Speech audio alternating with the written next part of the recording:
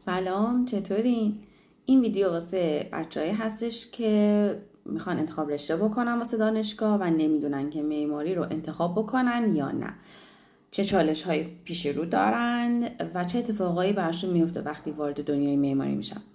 پس اگه فکر میکنی این ویدیو بعد مفیده تا آخر نگاش کن، واسه دوستات بفرست و سابسکرایب هم یادت نره. خب با عنوان یه نفر که از 19 سالگی تو معماریه، تقریبا میشه گفت که 20 سال از دوران دانشجویی و کار کردنش میگذره که وارد دنیای معماری شده.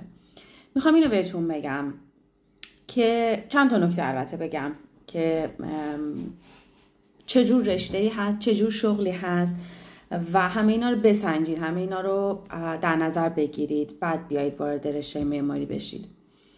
اول از همه اگر آدم بی‌حوصله هستید، اگر زیاد صبر ندارید، اگر اعصاب ندارید، وارد رشته معماری نشید.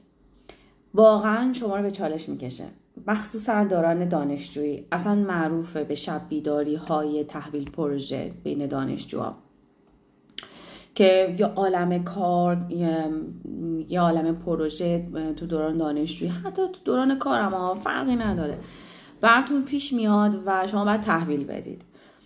پس بعد خیلی زمان ببرید، یعنی واقعا حجم کاری توی رشته معماری زیاده. من دوران دانشجوییم 10 کیلو به فاصله 1.5 سال وزن کم کردم بدون اینکه هیچ رژیمی بگیرم، بدون اینکه هیچ ورزشی انجام بدم. انقدر که تحرکمون زیاد بود، کارمون زیاد بود، تایمی که تو دانشگاه میموندیم زیاد بود و خود به خود 10 کیلو برای خودم وزن کم کرده بودم. پس به این فکر کنید که حوصلتون میکشه، پروژه های دستی خیلی زیادی باید تحویل بدید. تو ترم های در واقع آخرتر مثلا 5 و 6 و 7 و اینا باید با نرم افزار پروژه تحویل بدید. همه اینا رو در نظر بگیرید. دومین نکته هزینه بالای رشته معماری هست. هم فکر میکنم شهریه‌اش نسبت به یه سری رشته ها بیشتره و همین که خرید لوازم و ابزار برای ترسیم و کار زیاد هست و معمولا هم گرونه. حالا از انواع مداد و انواع ماژیک و راپید و کاغذ و مقوا و تخت شاسی و نمیدونم انواع اقسام مدل های خطکش و بعد تخت رسم. حالا اگه بخوایم بگیم تو خونه، مثلا من پدرم بر من خریده بود، یا مثلا سری کامل راپیدای روترینگ. اون موقع سال 84 پدرم 50,000 تومان خرید و اصل بود و الان فکر می‌کنم که اصلا اصلش باشه، نمیدونم، در جریان نیستم.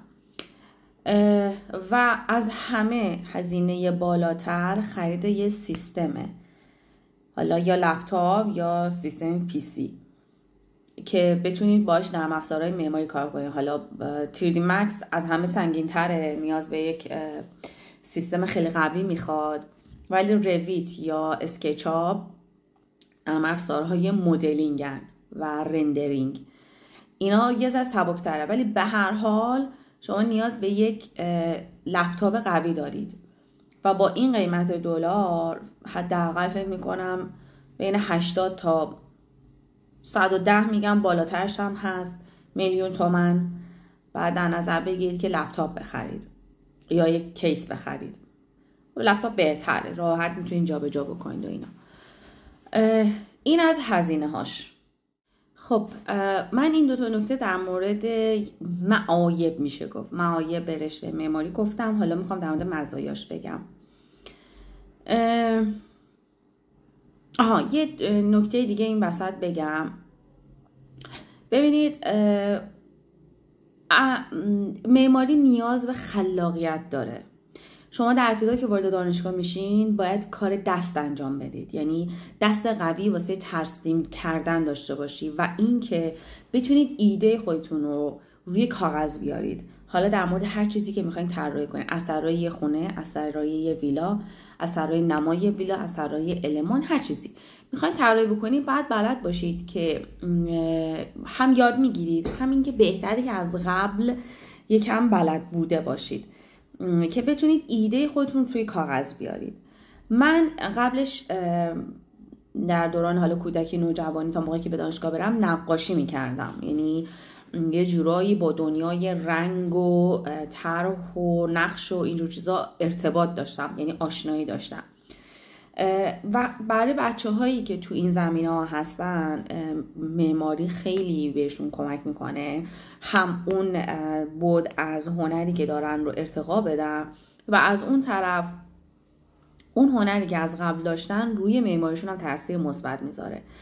مثلا کسی که مجسمه سازه، کسی که نقاشی میکنه، حتی به نظرم موسیقی، یا کسی که طراحی لباس یا طراحی لوگو میکنه، هر چیزی که مربوط به طرح دادنه، ایده دادنه، ذهنت رو بخوای خالی کنی روی کاغذ و به یک شخص دیگه بخوای ایده خودت رو توضیح بدی و اون بفهمه که تو چی میگی، خیلی میتونه به شما کمک بکنه و واقعا مفید هستش.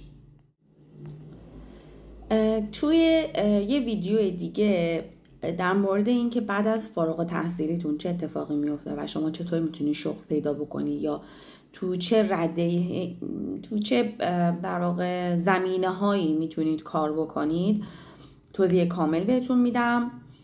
و تا این قسمت حالا چیزی که به ذهنم رسید رو گفتم. اگر مطلب دیگه به ذهنم رسید حتما باهاتون در میون میذارم. امیدوارم که مفید بوده باشه و بتونید راه درست رو انتخاب بکنید، شما که اول راه هستین. دوستتون دارم. خداحافظ.